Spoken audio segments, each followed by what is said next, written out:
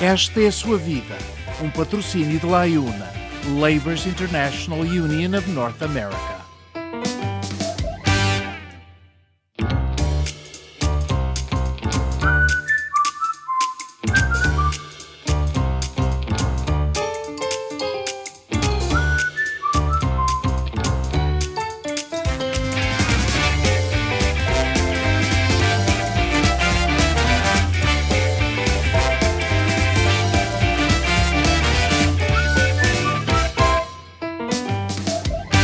Saudações! O nosso convidado de hoje é um caso raro na história da imigração portuguesa no Canadá. Quando chegou a este país em 64, com apenas 18 anos de idade, já tinha visitado 4 continentes e falava fluentemente a língua inglesa. Vamos dar as boas-vindas ao nosso convidado de hoje, que é o Dr. Fernando Costa. Olá, senhor! É um prazer vê-lo. Prazer é meu, Bill, estar aqui. Muito obrigado, eu agradeço muito estar aqui connosco. Nascido em Lisboa, o seu pai tinha vindo de Goa, a sua mãe tinha vindo de Moçambique, juntaram-se, casaram e tiveram 2 filhos. O senhor tem um irmão, não é? Tenho um irmão que é 3 anos mais jovem que eu. Sim. Portanto, nasceu em Lisboa, mas só esteve lá até aos 2 anos de idade, antes de ir para Angola, onde permaneceu entre os 2 e os 9, depois na Índia, de todos os lugares, entre os 9 e os 12, voltando a Lisboa, onde permaneceu até aos 16 anos de idade. E muita mudança e muita alteração na vivência do dia-a-dia. Como é que estes lugares, estas culturas diferentes, o moldaram, o influenciaram na vida? Bem, eu não sei até que ponto é que me influenciaram, porque foi por acidente. Sim. Portanto, como indicaste, maioria desses sítios, eu era jovem, até era menor, para todos os fins. Portanto, fomos para a África, porque o meu pai trabalhava em Minas. Sim. E foi trabalhar em Angola. E a minha mãe já era médica, formou-se lá, ou formou-se em Portugal. E depois Em medicina? Em medicina. Era oncologia de cancro. Pois. E fomos então parar em Angola. Sim.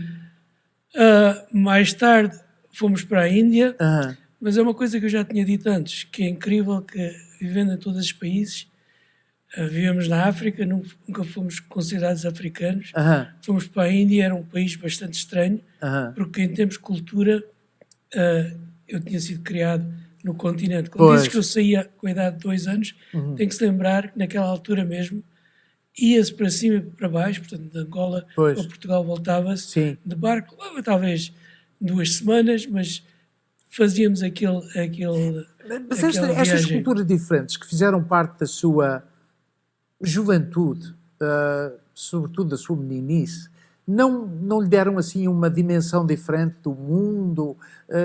Não o afetaram um pouco na sua maneira de encarar a vida, afinal? Sim, dá uma perspectiva muito mais vasta, mas tem que se lembrar que, no fim de cabo, voltamos à maneira que nós fomos criados. Pois. E a cultura é muito importante. É. E mais recentemente, talvez até as comidas, não é? Exato. Estamos acostumados a uma certa maneira de comer que faz aquela diferença. Portanto, mesmo na Índia, seria bem bom ter um caldo verde ou qualquer coisa assim, ou um chouriço. Há sempre raízes que puxam, não é? Precisamente. Durante este período, frequentou a escola primária em Angola e mais tarde um colégio de língua inglesa em Carcavelos, já no continente português. Escolas de língua inglesa. Isto era raro. No seu caso, como é que foi? Bem, em Lisboa, o colégio de Carcavelos, que é St. Julian's, já existia pelo menos há 50 anos, quando eu estava lá. Pois. Era costume, as pessoas talvez com mais dinheiro iam para lá, porque era mania de tentar falar ou inglês ou francês. Ao francês. Eu estava a pensar porque na altura, o francês é que dominava. Tens razão. No liceu. Agora é o inglês, mas na altura era o francês. Até porque era muito chique dizer palavras francês quando é quando. E se fores agora para Portugal é mania de dizer inglês. Mas no seu caso, os seus pais incentivaram-no a frequentar uma escola de língua inglesa? Eu penso que os meus pais estavam a ver que a situação com Salazar não estava a melhorar, Sim. para profissionais e outros, e que já que estavam a pensar no futuro dos filhos. Portanto, eu não só fui ao colégio inglês em Carcavelos, mas também andei num colégio americano, St. Columban's, que era em Carnaxide, Pois. onde aquilo. Portanto, Pois. daí tive contactos com filhos de diplomatas, etc. Yeah. E quando a minha mãe veio para os Estados Unidos, Pois. que ela apanhou uma bolsa. Já vamos falar disso. Portanto, eu seguia ela com pouco ou nenhuma dificuldade em arranjar um visto e vir como estudante. Entretanto, quando tinha 14 anos, como disse, a sua mãe emigrou para Buffalo a fim de exercer a medicina e o Fernando Costa ficou em Portugal com o seu pai e irmão. Porquê é que não vieram com ela? Bem, havia problemas diferentes em termos de política e, como sabes, a PIDE nessa altura basicamente deixava ou não deixava a pessoa sair, não é? Intrometiam-se na vida das pessoas. Precisamente. E os americanos seguiam o que a PIDE dizia. Mas neste caso o problema era consigo, com o seu irmão, o seu pai? Não, era com o meu pai e a família. A minha mãe veio com uma bolsa de estudo. Sim. Para Buffalo. Eu consegui o visto facilmente. Pois, mas isso foi mais tarde. Conhecia colegas mais tarde. Então o seu pai não pôde vir. O seu pai não pôde vir devido a situações políticas. Precisamente. Ok. Aos 16 anos, o Fernando Costa decidiu juntar-se à sua mãe. Vem sozinho de barco para Nova Iorque e eu sei que me disse uma história uma vez da sua reação quando viu pela primeira vez a Estátua da Liberdade. Esse é um bom ponto, porque a minha esposa, que chegou mais cedo do que eu ao Canadá, veio de avião. Quase todos os imigrantes vieram de avião. Naquela altura havia 2 paquetes, um chamava-se Vulcano e outro Saturnia, onde as pessoas vinham. Quando cheguei a Nova Iorque, de facto foi um dos últimos que vim por baixo da Estátua de Liberdade. Pois. Naquela altura ainda acreditava que os americanos estavam de braços abertos para receber pessoas que venham de refúgio ou fugir de ditaduras. Hoje não acredito nisso. Mas, de facto, fiquei com a pele arrepiada ir por baixo dessa grande estátua que estava ali para receber os imigrantes, refugiados e tudo aquilo. Isso lembro-me. Foi um momento emocionante, se calhar, até. Mas chego lá, depois a minha mãe estava lá à espera. Pois, mas antes disso, em que barco é que veio? Eu vi no Vulcânia. Vulcânia, que era uma espécie de um barco irmão do Saturnia. Precisamente. Afinal, precisamente. Se falares com os imigrantes mais velhos, especialmente italianos, todos eles vieram aqueles 2 barcos, paravam em Lisboa, e tu já me disseste, também parava nos Açores, que já não fazia no meu tempo, e vinha parar cá na América do Norte. Olha lá, um imigrante não tradicional veio num dos barcos tradicionais dos imigrantes, não é? Interessante. Juntou-se à sua mãe e esteve lá em Buffalo durante 2 anos, foi? Tive 2 anos para acabar o liceu? High School, liceu. Em Clover Cleveland High School. Sim. E deu entrada na Universidade de Nova Iorque, em Buffalo, em 63, e, portanto, o incentivo de continuar a estudar já lhe vinha de trás. Sim, mas devo confessar, quando atravessei a fronteira, que foi no mês de junho de 64, foi muito fácil. Mas está-me a falar do Canadá. Estou a falar do Canadá. Ok, eu estou a falar dos Estados Unidos. Mas só estou a dizer que quando atravessei, esses 2 anos de estudo lá facilitou a entrada, abriu as portas. Pois.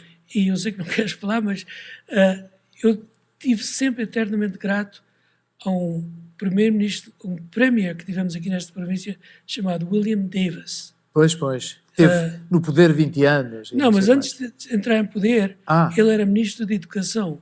Ele fez mais para os portugueses que qualquer outra pessoa. Primeiro, quando eu cheguei cá, já havia 2 universidades a criar na Waterloo. E eu entrei logo numa.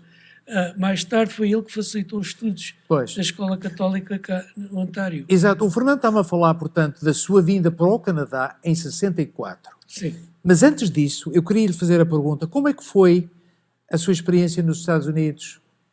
Foi normal? Frequentou a universidade e pouco mais aconteceu, foi? Sim, não havia muito, que eu tinha acabado de chegar, ainda tudo era completamente diferente. Fazia mais aprender como é que uma pessoa vivia dia a dia. E que é que eu ia aprender? Não ia aprender nada. Mas é porque esteve nos Estados Unidos 2 anos. Sim, mas há 2 anos naquela altura, o que é que ia? Ia para a escola de manhã, voltava para o apartamento com a minha mãe e não fiz muito. Portanto, só quando cheguei, e também a idade, quando cheguei cá, que já tinha 17 e 18, e já comecei a abrir os olhos e ver e aprender coisas. No entretanto, o seu pai e irmão juntaram-se a si e à sua mãe, porque foi permitida a entrada no Canadá deles. Eles conseguiram vir para o Canadá. Ele não conseguiu ir para os Estados Unidos, porque a minha mãe acabou o estágio e eu acabei o primeiro ano na universidade e então decidimos vir para o Canadá. Porque já se via, mesmo lá em Buffalo, perguntas o que é que eu vi, eu ia da escola para casa ao meio-dia para ligar a rádio para ouvir a BBC, para ver se havia coisa sobre Portugal. Comecei a ver. Aquela civilização é muito mais da minha vida do que é viver aqui nos Estados Unidos, onde é tudo dividido em pretos e brancos, ricos e então, pobres. na altura, era um racismo aberto.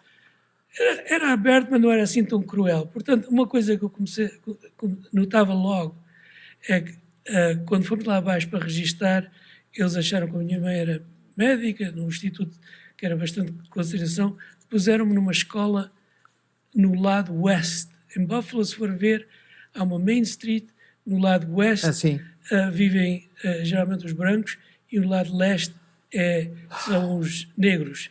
Portanto, as escolas onde era o hospital eram péssimas. Portanto, eu logo de manhã tinha que atravessar a rua, andar uns 4 quilómetros para ir para uma escola melhor, porque não havia busing, mas havia essa segregação. Chega ao Canadá e a família inseriu-se logo na comunidade portuguesa ou não? Bem, sim, porque, nomeadamente, a minha mãe era a única médica portuguesa. Muito conhecida durante tantos anos em Toronto, não é? Era conhecida em África também, portanto havia uns ou dois que já tinham estado em Angola, já sabiam dela, mas o facto de ser a única médica, para muitas mulheres é um alivio, e portanto ela tinha uma concorrência que era incrível. Exato. E era conhecida. E também o meu pai também era ativo em termos da comunidade. Exato. Logo à chegada, ingressou, portanto, na universidade, continuou na universidade, o que era uma novidade na altura, certamente dos portugueses, aqui residentes. Deve ter sido dos primeiros portugueses a ir para a universidade, dos primeiros, se calhar havia um ou dois, na altura, não é? Sim, em geral os portugueses não tinham tantas facilidades para ir para estudos superiores. Nós sempre tivemos um problema na nossa comunidade, é o número de jovens que se retiram da escola bem cedo. Ao início era porque tinham que ajudar com a família, etc. Claro. Mais tarde é que simplesmente havia mais oportunidades de ganhar dinheiro logo do que ir para a universidade. Mas na altura o Fernando deve ter sido se não foi o primeiro, terá sido dos primeiros a ir para a universidade. Eu penso que sim, porque eu só ouvi português no último ano, que já foi em 1967, foi quando abri a janela e de repente ouço aquela palavra com C, estão a falar português. Portanto, sabemos que agora já há um grande número de portugueses em Cambridge ou daquelas áreas à volta de Waterloo, mas não existia nenhumas comunidades portuguesas à volta de Waterloo, nem em Waterloo propriamente. Exato. A sua educação no Canadá é extensiva, teve, portanto, Wilfrid Laurier University, onde se formou bacharelato de Ciências Políticas, depois York University, bacharelato com honras, advogado estagiário, barrister at law. Estagiário qual é a tradução? Porque eu andei a dar voltas à... Barrister é já formado, é um termo inglês. É um termo em inglês, barrister at law, porque no Canadá nós temos barristers e solicitors. Mas é o período de estágio, não é no início? Não, isso é mesmo estágio que era antes. Ok. Deu entrada, portanto, na Associação de Advogados Voluntário, frequentou a Escola de Direito na Osgoode Hall Law School em 75, portanto ficou totalmente formado como advogado e nessa altura já dominava não só o português e o inglês, mas o espanhol e algum conhecimento prático do francês, não é? Mas isto é para dizer que teve uma vida universitária ativa, até porque, ainda estudante, e entre 70, ou eu diria por volta de 70 a 71, recebeu, com outros jovens, como o Manuel Azevedo, que eventualmente também se formou em advocacia, recebeu fundos do Governo Federal para montar um centro de informação sobre direitos legais para imigrantes. O primeiro do género que eu saiba. Como é que surgiu a ideia? Porque estava ainda na escola, não é? Estava ainda na universidade. Eu estava na universidade, mas era uma coisa comum. Nós sempre tínhamos aquele problema de emprego durante o verão, etc. E havia essas aplicações que podia fazer. Obviamente, tive muita ajuda da comunidade, portanto, o First Portuguese deu-nos as facilidades. E nós tivemos até quase 9 estudantes a trabalhar naqueles projetos de verão. Mas a ideia surgiu como? Havia necessidades, não é? A ideia começou porque já havia clínicas legais em todas as outras comunidades. Sim. E, portanto, essa na comunidade portuguesa era preciso. Portanto, primeiro começamos no Kensington Market e foi dali que começou. Mais tarde fomos parar no First Portuguese. Mas eram projetos que havia um interesse e por parte de muitos elementos. Sim. E tivemos a grande sorte de, naquele ano, foi o ano que a imigração declarou uma amnistia administrativa. E, portanto, usamos essas facilidades, porque sabes muito bem que os imigrantes estavam cá e muitos que não tinham estatuto. Mas tinham um grande medo de fazer as aplicações. Portanto, o que chama-se uma amnistia administrativa é preciso preencher formulários, ter documentos comprovativos. Exato. Isso é uma coisa que um estudante podia muito bem ajudar e fazer. Este centro ajudou muita gente. Fizemos para cima de 1000 e tal pessoas, e quando se conta os familiares que deram entrada abaixo desse, foram para cima de 4 ou 5 mil pessoas que foram facilitadas a entrada, legalizar. Isto era grátis, o serviço? O serviço era grátis. Nunca levaram dinheiro nenhum? Nunca. E isso foi a diferença entre a ajuda a imigrantes que nós fizemos em comparação às agências e todos esses outros péritos. Foi uma fase interessante, não é? Eu acho que foi. Eu acho que ainda hoje há pessoas que me encontravam na rua e diziam, vocês fizeram isto e ajudou-me a facilitar a legalização e tudo isso. Exato. O Fernando esteve envolvido com este programa durante 3, 4 anos. Obviamente que depois a sua grande tarefa era de advogado. Começou em 77, penso, e até à sua aposentação, além de membro da Sociedade dos Advogados do Alto Canadá, exerceu, portanto, a prática de direito como advogado e notário, hein? Sim. Na comunidade portuguesa de Toronto, cobrindo uma enorme variedade de atividades relacionadas com, e eu passo a fazer uma listazinha aqui, real estate, lei comercial, litígio civil e criminal, imigração e lei da família, e por aí adiante. Um vasto leque de atividades dentro da sua profissão. Representou clientes nos mais variados tipos de tribunais, como o Supremo do Ontário e tribunais quase judiciais, como o Workmen's Compensation Board. É uma lista enorme. Sim, é o que chamamos tribunais administrativos, que era o Workmen's Compensation, todas aquelas coisas que fiz. Mas eu estive na Dundas Street, portanto tive diversos escritórios, mas na Dundas Street para cima de 40 e tal anos. Até fiz o estágio lá com George Ben, não sei se quantas pessoas lembram. Fiz o estágio lá, portanto sempre estive na Dundas, mas também era o que chamado sole practitioner. Portanto, eu trabalhava por minha conta, sozinho, conta própria. E portanto tinha um interesse em participar em outras coisas. Pois. E fiz ativo em muitas outras funções governamentais, não é? Exato, há um sem número de participação em painéis, comitês, estudos, inquéritos, nos campos da saúde, política, assuntos etnorraciais. Há uma vasta gama e eu entre todas essas atividades, qual foi aquela que lhe deu assim um maior prazer? Como advogado, primeiro. Como advogado, era real estate, era o litígio civil. O que é que foi? O que é que lhe deu maior satisfação? A maior satisfação, francamente, era sempre fora do escritório. A pessoa tinha que sair e, portanto, a participação nessas posições governamentais era interessante. Já tinha que se produzir, não é? Pois. Portanto, quando estive no Canada Pension Review Tribunal, tinha que escrever aquelas coisas e encontrar tempo e fazer aqueles julgamentos rápidos.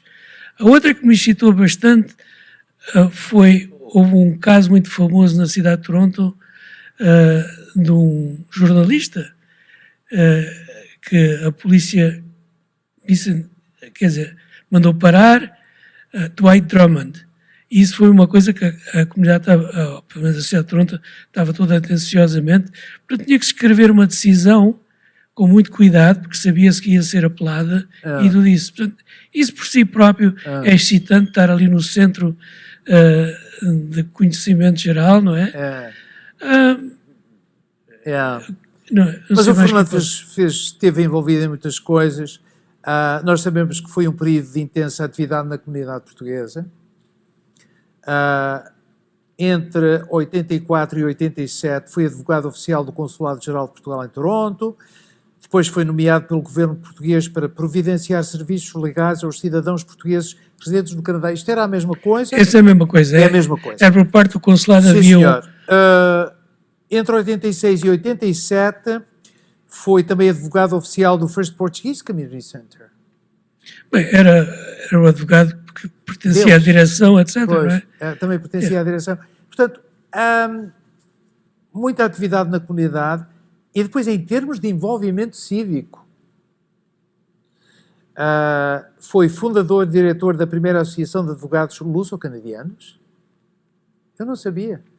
Bem, tenho que saber que eu comecei a exercer em 77, sim. Por 78 e 80 já havia muito mais advogados. Sim. E, portanto, houve uma tentativa de formar uma associação de advogados, mas desde essa altura já houve mais 4 ou 5. Portanto, era uma tendência que todos estavam interessados em juntar, mas infelizmente ninguém tinha o tempo para tentar manter a organização. Portanto, foram todas abaixo e fomos ativos em outras organizações em vez, não é? Também participou na comunidade, mas em favor de causas gerais, por assim dizer. Foi co-organizador de um jantar de agregação de fundos a favor da United Way. Isto foi através do YMCA, não foi? Sim, quando estava na direção do YMCA, todos nós pertencíamos e todas as organizações pertencem ao United Way, porque o United Way é que contribui fundos para NGOs, ou como se diz em inglês, Non-Governmental Organizations. Foi diretor-geral do Comitê de Audito, vice-presidente e tesoureiro do First Portuguese Canadian Center. Na altura, um centro quase de treino, entre aspas, de líderes. Sim, eu quando lembro quase toda a gente que estava envolvida nos clubes e associações, todos eles tinham passado pelo First Portuguese. Faço lembrar do João Santos, o Armindo Silva, o César de Moraes, o Leo Pereira. Sim. Todos eles passaram por essa fase e todos eles aprenderam a lidar publicamente. Não é? Eu lembro-me como estudante de Direito, ainda bastante jovem, ficava muito impressionado com aquelas Assembleias Gerais onde uma pessoa que podia ser carpinteiro, ou seja, como for, mas quando eles se levantavam numa Assembleia Geral e começavam a falar, eu dizia, está a falar do First. Estou a falar do First e o que acontecia nas Assembleias era mesmo de meter medo. Era impressionante para a altura. Pois, e pronto, todos nós passamos por essa fase e o First Portuguese era em destaque porque era a única organização que não era assim à volta não havia regionalismo. O First Portuguese foi o primeiro, a associação onde abraçou todas as regiões e havia tantos continentais como açorianos e madeirenses e não havia nenhuma diferença. Foi também presidente e cofundador da Federação de Negócios e Profissionais Luso-Canadianos.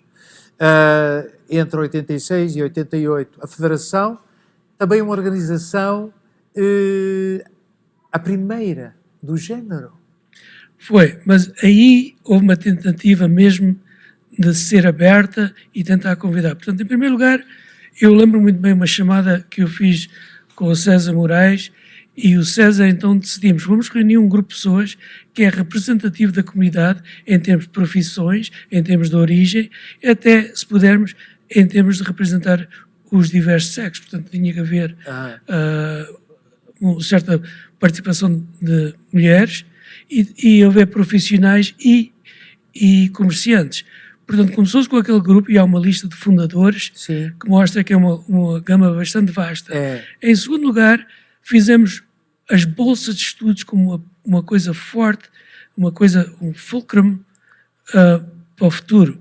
Portanto, nitidamente foi essas bolsas que eles agora estão a dar. Foi a primeira organização a atribuir bolsas de estudo. Precisamente, porque até aí quase todas as associações tinham os concursos de Miss, etc., mas nenhum deles tinha isso. Agora todas as organizações já estão viradas para as bolsas. Nós temos tido um grande sucesso. Só este ano, por exemplo, uma das diretoras acaba de receber um PhD, portanto, um doutoramento catedrático, com também uma outra pessoa que recebeu reconhecimento, que é um professor que já esteve cá de Geografia, que está em British Columbia. Tudo isso é o produto daquelas bolsas, daquele encorajamento que fizemos aos estudantes prosseguir. A Federação continua e ainda bem. Envolveu-se também num projeto do selo do primeiro carteiro do Canadá, o Pedro da Silva, que eu bem me recordo, fiz uma reportagem na altura e em 2003, portanto, o ministro da Imigração na altura, me parece, veio, houve uma grande cerimónia em que houve um descerrar do selo. Eu sei que esteve envolvido com o Armindo Silva e outros. Bem, o que tu viste foi a finalidade, porque obviamente daquele grupo que falamos há bocado e também o Virgílio Pires, que eu tinha esquecido, daí começou-se a fazer um grupo ativo que tomava iniciativas. Portanto, fomos à Ottawa, temos que convencer as autoridades, esse ministro, que era tempo que reconhecessem o que era um pioneiro, uma pessoa que ajudou a criar este país. Portanto, quando se dá um selo, o tipo, quer dizer, Silva podia ser um carteiro, mas o facto é ele era verdadeiramente um diplomata. Se a pessoa for pensar, trazer correio entre Quebec City, como tu sabes, e Montreal, ou Quebec City e Trois-Rivières, tinha que se passar uma área que geograficamente era difícil, mas segundo também havia nativos, pessoas de origem cá, que eram muito hostis aos mais recentes chegados. Portanto, ele tinha que ter uma certa habilidade de diplomacia, de passar para aquele território sem ser ter maior dificuldades, não é? De ser morto. O Fernando Costa parece ter um knack, ter uma simpatia por homens de figuras de gabarito que fizeram a história aqui, mas que também fizeram a história fora do Canadá, como é o português Aristides de Sousa Mendes, cônsul-geral de Portugal na França durante a Segunda Guerra, que ajudou milhares de pessoas a escaparem à perseguição do exército nazi. Também esteve envolvido aqui num projeto desse, do Aristides. Houve aqui um reconhecimento em Toronto, não foi? Sim, o Aristides Sousa Mendes, temos de lembrar, foi reconhecido num jantar da Federação, quando eu era presidente da Federação, e nessa altura foi no Four Seasons, convidamos o Canadian Jewish Congress, e até foi escrito aqui no Reader's Digest sobre esse acontecimento. Uma cópia, não é? Portanto, tudo isso era para levantar a imagem que as pessoas tinham da comunidade. Havia pessoas naquele jantar que vieram com colegas, até patrões que eram judeus, para mostrar que nós também... Porque ele ajudou muitos judeus. Mas havia muitos que, por exemplo, pensavam que era a comunidade judaica que tinha ajudado os portugueses na vida textil, noutras, na construção, etc. Mas também houve um português que facilitou a vida e salvou a vida para cima de 30 mil pessoas. Portanto, tudo isso melhorou a nossa imagem. Porque quando falas, por exemplo, do carteiro, nós fomos nation builders, como se diz, neste país. Não fomos simplesmente pessoas que chegaram no último minuto e usaram... Nós criamos este país e ajudamos a fazer isso. Portanto, e a terceira coisa que também fiz por intermédio da Federação, com a ajuda dos outros, nada disso eu fiz sozinho. Fiz com a ajuda e a cooperação de outros. Foi, obviamente, houve um certo ponto que Portugal, sendo membro da NATO, era o único país europeu onde os cidadãos precisavam um visto para vir para cá. Para vir para o Canadá. Para vir para o Canadá. E obviamente, os nossos diplomatas não tinham conseguido mudar esse regime. E nós fomos à Ottawa, o Armindo Silva, o Virgílio Pires, e fomos falar com a ministra e mais tarde decidiram retirar o visto, portanto a pessoa podia vir para cá como visitante sem precisar um visto. Que era uma coisa que era incompatível ser membro da NATO, sendo um país europeu, éramos o único que precisavam disso. Portanto, tudo isso foi preciso elaborar e trabalhar para isso. Por trás da cortina. Durante a sua guerra, era uma guerra. Nem sequer é luta. Eu ia dizer durante a sua carreira. Conheceu muita gente. Alguma dela famosa. Vamos distinguir António Costa, o atual Primeiro-Ministro de Portugal, com quem é-nos dado a entender o Fernando tem um relacionamento muito especial que vem de longa data. Explique-nos. Bem, o António Costa, quando esteve cá, fez ponto de lembrar que somos primos. Mas o que lembro-me é que quando eu saí de Lisboa, com a idade de 16 anos, a última pessoa que me veio a dizer adeus foi o pai de António Costa e ele. Com um menino ou com? Ele tinha 1 ano e tenho fotografias à volta disso, mas o facto é, ele decidiu ficar e para ele chegar a ser primeiro-ministro de onde ele estava naquela altura, em 63, 64, 63, 62, foi um grande passo e foi uma persistência que ele fez no partido. O pai, ainda me lembro, foi para a prisão só por escrever poemas no regime de Salazar. Isso é uma coisa que sempre ficou... Poemas anti-salazaristas. Foi, mas por escrever poemas, pois. Todos aqueles que têm grandes saudades do regime, que lembram-se disso. Mas é que às vezes esconde-se muita coisa na poesia, mas no caso dele foi descoberto. O seu primo António Costa, obviamente tem mostrado também muita garra. Vocês são parentes e agora tudo se explica, porque o Fernando também tem sido muito persistente nas suas atividades. Explica o ativismo, mas francamente eu tenho de dar...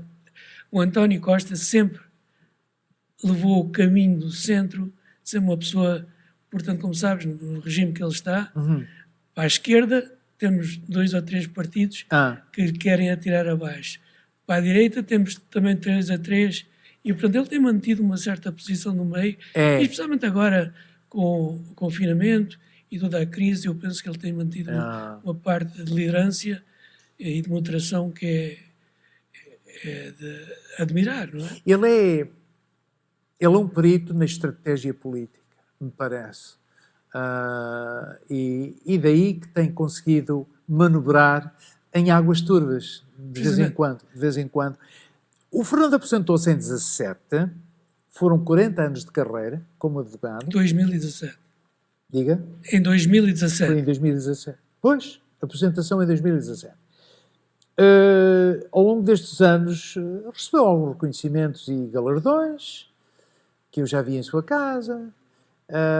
Houve assim gestos de gratidão, queria dizer, na comunidade e bem merecidos. Eu penso que o seu maior galardão, por aquilo que eu conheço, é a sua família, não é? Sim, tens toda a razão e nisso eu espero uma certa simpatia, porque tu também és avô e sabes que eu tenho 4 netos. Ai, que bom! Mas tu sabes muito bem, tentamos reinventar-nos, tentamos pôr um pouco mais de tempo na família, que todo o ativismo vai vai tirando esse tempo que temos com a família. E, portanto, isto é a última ocasião que nós temos de remediar essas carreiras. Algumas coisas. É casado e, portanto, tem um filho e uma filha. E desses dois tem 4 netos, não é? Muito bem. Sabemos que tem viajado um pouco. Brasil, Ásia. Já era viajado quando veio para o Canadá. E sabemos também que gosta de ouvir rádio. Rádio português, BBC... Bem, isso é a última invenção que eu consegui tirar o sofrer, que é simplesmente com internet.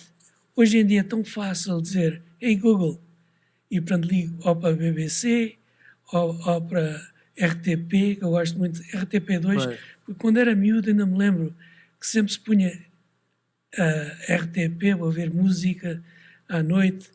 E ainda hoje tenho que ligar a rádio para adormecer, mas é a facilidade que nós temos de ouvir. Portanto, de repente, o português, mesmo português que eu simplesmente parei de estudar com a idade de 16, tem voltado e tem reforçado, porque uma pessoa pode ligar, ouvir aquilo sem mais nada e fica consciente. Com estas novas tecnologias temos o mundo na palma das mãos. Precisamente.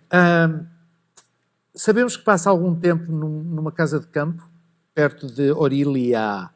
E o Fernando já me disse que, quando eu lhe perguntei, então porquê a casa de campo?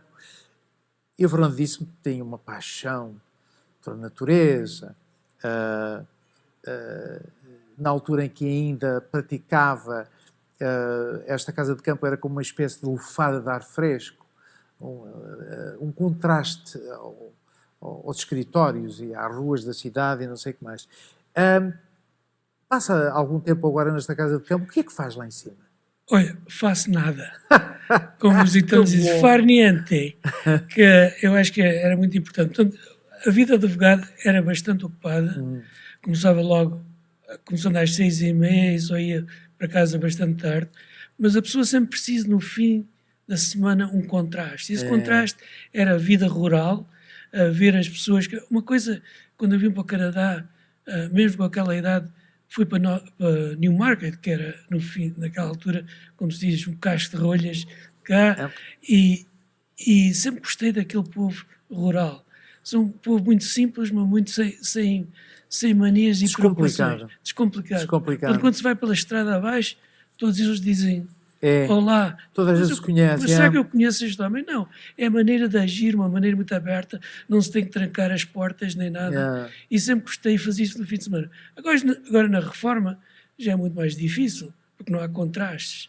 Também há a família que está cá em baixo, os netos, que me evitam a ir lá para cima. Pois. Mas ainda gosto de andar assim. Mas eles também vão lá acima, à casa de campo. Não, mas eles visitam. As pessoas aqui estão muito mais acostumadas àqueles luxos, àqueles confortos da confortos. Vida urbana que nós não temos lá em cima. E, portanto, a minha é mesmo primitiva.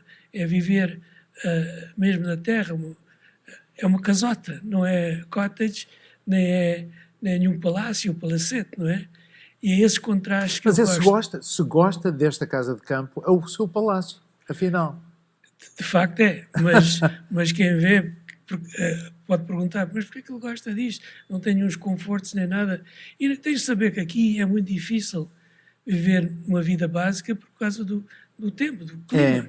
30 graus por baixo de zero, não é nenhuma brincadeira. Se a pessoa não souber e vier cá para fora sem preparação, pode ter em maus lençóis, não é?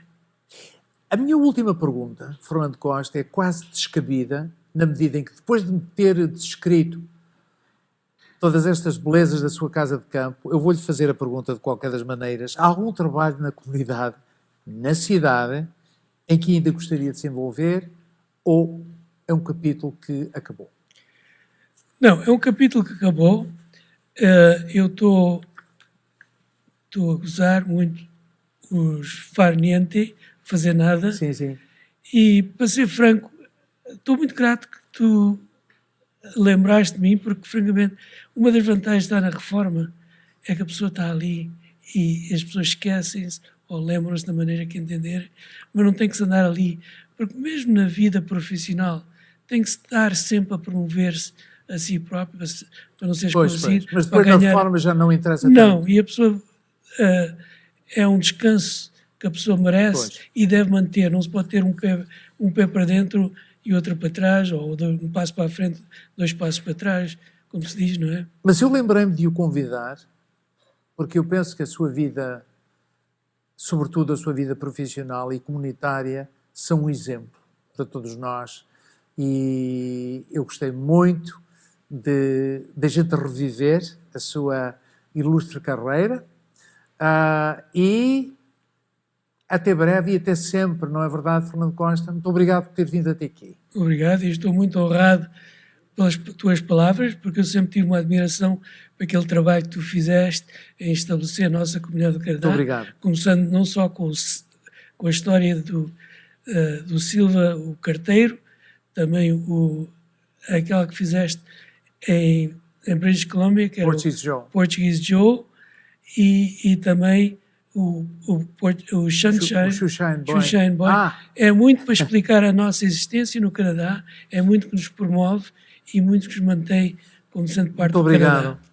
A honra foi também minha estar aqui consigo. Até breve. E nós dizemos até breve e mantenham-se sempre bem.